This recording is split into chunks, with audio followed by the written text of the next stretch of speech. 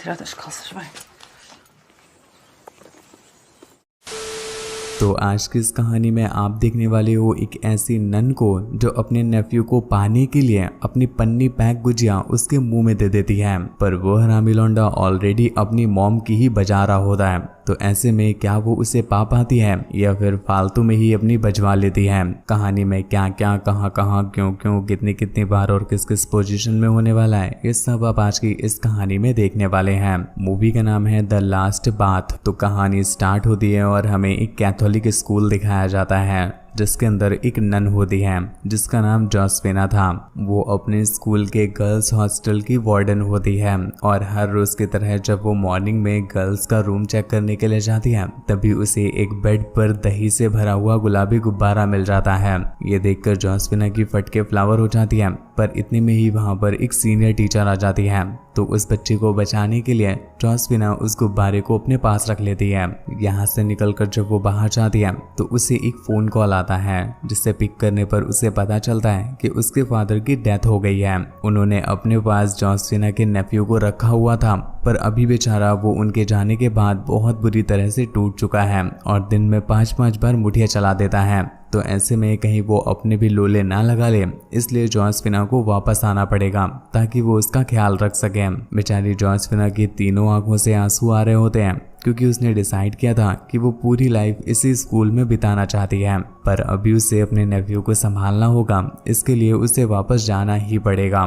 जाने से पहले वो पूरी रात अपने नेफ्यू के बारे में सोचती रहती है और वो उसकी बचपन की कुछ फोटोज भी देखती है। अगले दिन वो एक लंबा सफर तय करके अपने घर पर आ जाती है, जिसके बाद वो अपने डैड के फ्यूनरल में जाती है जहाँ पर उसकी मुलाकात उसके नेफ्यू से भी हो जाती है जो बेचारा बहुत बुरी तरह से टूटा हुआ था। उसके अंकल ही उसके मुट्ठल गुरु थे और उन्होंने ही उसे मुठिया चलाना सिखाया था, पर आज उसके गुरु के ही लोले लग चुके हैं। तो ऐसे में अब वो किसकी इंस्पिरेशन लेकर के मुठिया चलाए। वो बंदा बताता है कि उसके डैड के बचपन में ही लोले लग गए थे और उसकी मॉम उसे एक दिन उसके अंकल के घर पर छोड़ करके पता नहीं कहाँ चली गई। तब से वो अंकल के साथ है। घर आकर के जोसेफिना अपनी कुछ पुरानी फोटोज देख रही होती है, तभी उससे अपने नेफ्यू का ध्यान आता है और वो उसके पास जाकर के उसे समझाने लगती है कि उसने 2 दिनों से खाना भी नहीं खाया है, तो प्लीज वो थोड़ा सा खाना खा ले या फिर चाय पी ले। मुठियाबाज अलेक्जेंडर कहता है कि उसे चाय नहीं दूध पीना है।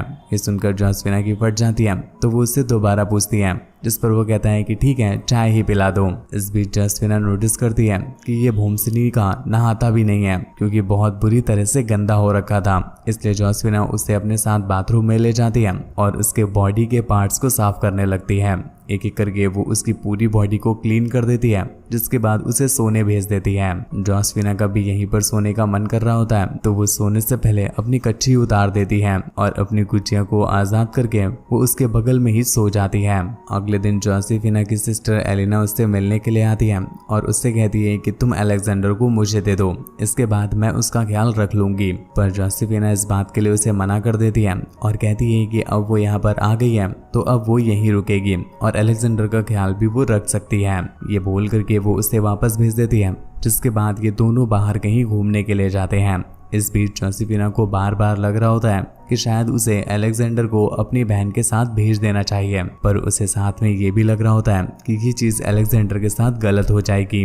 रात में जोसेफिना जब एक बार फिर से अपनी कच्छी उतार करके सो रही होती है, तभी वहां पर अलेक्जेंडर आ जाता है और उसके बेड पर सो जाता है। इस बीच उसके कच्चे बादाम पूरी तरह से उससे टच हो रहे थे, तो जोसेफिना की चोंक लेने लग जाती है, पर अलेक्जेंडर उसे समझाता है कि अपने रूम में उसकी फट रही थी, इसलिए वो यहाँ पर चला आया है। टेंशन ना ले, उसकी गुजिया पूरी तरह से सेफ है, बस वो हिला भले लेगा पर पेलेगा नहीं। अगली सुबह अलेक्जेंडर जल्दी उठ जाता है क्योंकि वो जोसेफिना के कच्चे बादाम निहारना चाहता था, और जब जोसेफिना सो रही होती है तो वो उसके कच्चे बादाम जी भर के देखने लग जाता है। पर तभी उसकी नजर पड़ती है उसके कच्चे बादाम के निचले हिस्से पर, जहां पर चोट के निशान होते हैं। जोसेफिना जब सोकर उठती है तो वो गॉड के सामने प्रे करती है कि गॉड प्लीज मेरे अंदर की गर्मी को शांत कर दो और मेरा बार बार जो ठुकने का मन कर रहा है वो शांत हो जाए। दोपहर में जब वो अलेक्जेंडर को नहला रही होती है तो वो उसका अंडरवियर भी उतार देती है, जिससे अलेक्जेंडर का खड़ा हथियार जोसेफिना के सामने आ जाता है और एक पल के लिए उसकी फट जाती है।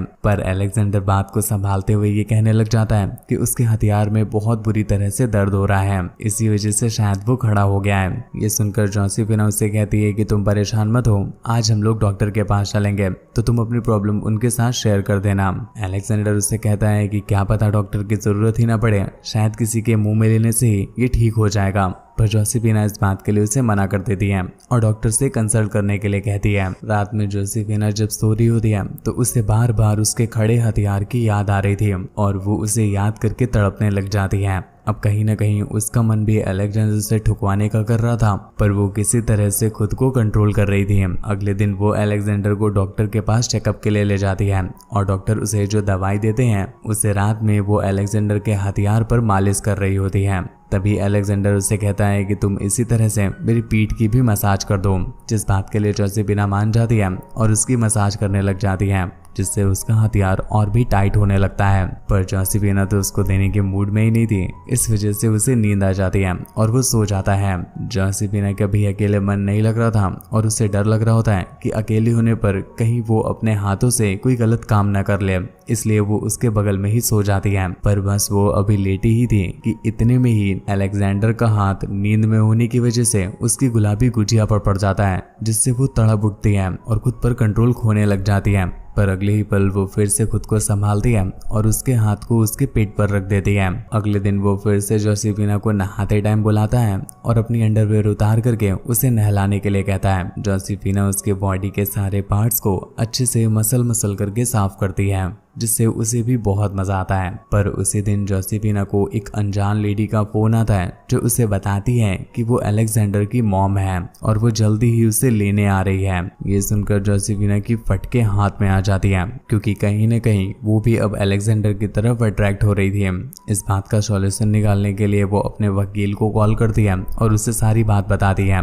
पर यहाँ पर वकील भी उसकी हेल्प नहीं कर पा रहा था। वो कहता है कि अगर वो सच में अलेक्जेंडर की रियल मॉम है तो वो उसे अपने साथ ले जा सकती है और ऐसे में घंटा तुम उसका कुछ उखाड़ भी नहीं पाओगी। ये सुनकर बेचारी जोसेफिना की फटके पनारा हो जाती है, तो वो अलेक्जेंडर को कड़वा तेल लगाने के लिए उसे अपने साथ बाहर ले जाती है, इधर उधर घुमाती फिराती है और बहुत सारी शॉपिंग भी कराती है ताकि अलेक्जेंडर खुश हो जाए और वो कभी भी उसे छोड़कर ना जाए। पर क्या ही फायदा हुआ इतनी मेहनत करने का। जोसेफिना का कॉन्फिडेंस तो ठीक उसकी गारमेंट की तरह तभी फट जाता है जब वो देखता है कि अलेक्जेंडर की मॉम के चुमचे कितने बड़े बड़े हैं। वो समझ जाती है कि उसकी इतनी सारी शॉपिंग झामटा काम नहीं आएगी जब उसकी मॉम उसे अपने चूचे दिखा देंगी। जोसेफिना उससे बहुत प्यार से बात करती है और उससे अलेक्जेंडर से दूर रहने के लिए बोलती है, पर इस बात के लिए उसकी मॉम उसे मना कर देती है और कहती है कि इतने साल उसने अलेक्जेंडर के बिना काट लिए हैं, पर अब आगे वो बिना अलेक्जेंडर के नहीं रह सकती। पर अलेक्जेंडर घर पर नहीं होता है, इस वजह से उसकी मॉम जोसेफिना को अपना नंबर दे करके अलेक्जेंडर को आने के बाद उसे कॉल करने के लिए कहती है। रात में जब अलेक्जेंडर वापस आता है तो जोसेफिना उसके पास ही बैठकर रोने लग जाती है, क्योंकि वो भी अब उससे कहीं न कहीं प्यार करने लगी थी। अगली सुबह जोसेफिना देखती है कि कोई बंदा अलेक्जेंडर को लेने के लिए आया है, तो उसकी चौंक लेने लग जाती है और वो अलेक्जेंडर को जगाती चने। कुछ देर के बाद वो बंदा चला जाता है, जिसके बाद अलेक्जेंडर की आंख खुलती है। पर जैसे ही वो टाइम देखता है तो जोसेफिना को गरियाने लग जाता है। दरअसल जो बंदा उसे लेने के लिए आया था वो कोई और नहीं, अलेक्जेंडर का फ्रेंड था जो उसे फुटबॉल खेलने के लिए लेने आया था। पर अभी वो बहुत लेट हो गया है तो उसे टैक्सी करके वहां पर जाना पड़ेगा। अलेक्जेंडर जब अपना फुटबॉल का मैच खेल रहा होता है तभी उसकी मुलाकात एक दुधारू लड़की से होती है, जिसके चुमचों का वेट देख करके बेचारे अलेक्जेंडर का दिल तो उसके चुमचों के नीचे ही दब जाता है। उसी रात जब वो जोसेफिना के साथ होता है तो जोसेफिना उसे एक सेलफोन गिफ्ट करती है, जिसे पाकर अलेक्जेंडर बहुत खुश हो जाता है। अब उसे अपने दोस्त की मेमोरी कार्ड मांग करके नहीं देखनी पड़ेगी, वो अपने ही फोन में क्रोम ब्राउजर का इनकॉग्निटो मोड ऑन करके देख पाएगा। खैर अगले दिन जब वो और उसके बहन के लॉरे फ्रेंड्स क्लास के पीछे बैठ करके www.tapatap.com की वीडियोस देख रहे होते हैं कि तभी वहां पर उसकी मॉम पहुंच जाती है और उससे अपने साथ चलने के लिए बोलती है। अब जाकर के अलेक्जेंडर को समझ आ जाता है कि उसकी मॉम ऑलरेडी उसके घर पर आई थी। पर बेचारा अलेक्जेंडर यहाँ पर बहुत कंफ्यूज हो जाता है, क्योंकि वो हमेशा से ही जोसेफिना की लेना चाहता था और उसकी पन्नी बैग भी है। पर दूसरी तरफ ये नई वाली बंदी आ गई है जिसकी डेरियों का साइज इतना बड़ा है कि अलेक्जेंडर को उसमें ही मजा आ जाएगा। इस कश्मकश में वो इतना परेशान हो जाता है कि अपना माइंड फ्रेश करने के लिए वो अपनी फ्रेंड के घर एक पार्टी में चला जाता है। यहीं पर उसकी मुलाकात मुलाकात एक लड़की से होती है जिसकी कच्ची को वो बातों से ही गीला कर देता है, जिसके बाद वो टांगे फैलाकर उसे पेलने के लिए बुलाती है। अलेक्जेंडर उसे धर के पेलता भी है और बहुत सारी दारू भी पी लेता है, जिससे उसे काफी नशा हो गया था और अब वो घर भी नहीं जा पा रहा था। पर उसके फ्रेंड्स किसी तरह से उसे घर तक ले आते हैं और जोसेफिना उसका नशा उतारने की कोशिश करती है, पर नशे में उसे घंटा होश नहीं होता और वो जोसेफिना के पॉम पॉम दबा देता है, जिससे जोसेफिना घबरा जाती है और उसे एक चकभन्नाट कंटाप दे देती है। जो काम जोसेफिना पिछले आधे घंटे से नहीं कर पा रही थी, वो काम उसके एक चकभन्नाट कंटाप ने कर दिया था, क्योंकि ये कंटाप खाते ही उसका नशा हिरन हो गया था। खैर नशा तो उतर गया, पर इससे उसकी झांपटियां फायर हो जाती हैं, इसलिए वो अगले दिन अपना झोला झंडा पैक करके अपनी मॉम के घर निकल जाता है। जोसेफिना उसे रोकने की कोशिश करती है, पर घंटा वो रुकता ही नहीं, क्योंकि उसे ये बात समझ में आ गई थी कि जोसेफिना कभी उसे नहीं देगी। पर उधर उसकी दुधारू मॉम वो तो गरम बैठी है, बस जरूरत है तो एक कड़वा तेल की।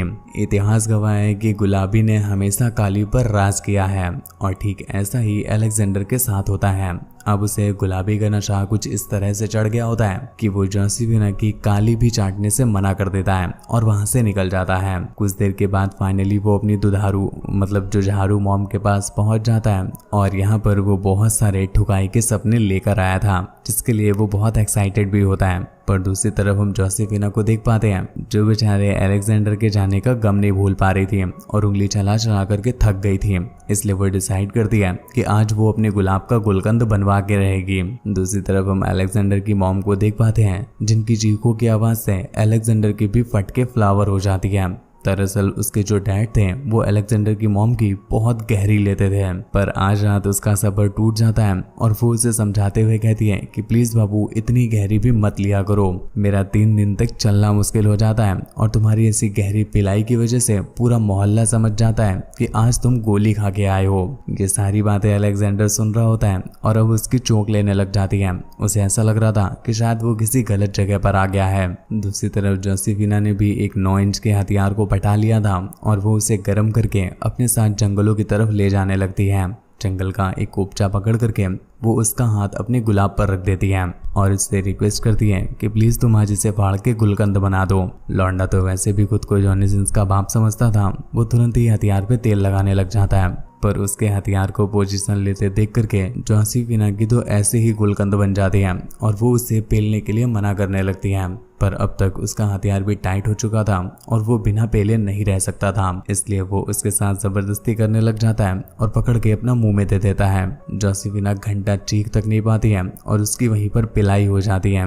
वो लौंडा उसे जंगल में इतना गहरा पेलता है कि जोसेफिना से अब चलना भी मुश्किल हो गया था। आधी रात में हम जोसेफिना को जंगल से निकलता हुआ देख पाते हैं और उसकी लड़खड़ाती चाल को देख करके हमें समझ में आ रहा था कि वो लौंडा उसे वहीं पे पेल के फेंक गया था। इधर अलेक्जेंडर भी जोसेफिना के पास वापस आ गया था और वो उसकी लड़खड़ाती चाल देख करके समझ जाता है कि पिलाई के साथ साथ ये नशे का भी असर है, इसलिए वो उसका नशा उतारने के लिए उसे अपना बम्बू चुसाता है और फिर नहलाने के लिए अपने साथ ले जाता है।